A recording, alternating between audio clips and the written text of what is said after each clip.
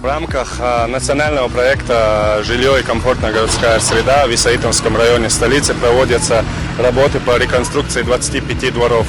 То есть это 25 новых дворов будет обустроено, 22 детских площадки, одно мини-футбольное поле. У нас и в прошлом году, и в позапрошлом году в рамках такого же национального проекта велись работы. В прошлом году было 44 дворов, в позапрошлом году в 2019 было 45 дворов.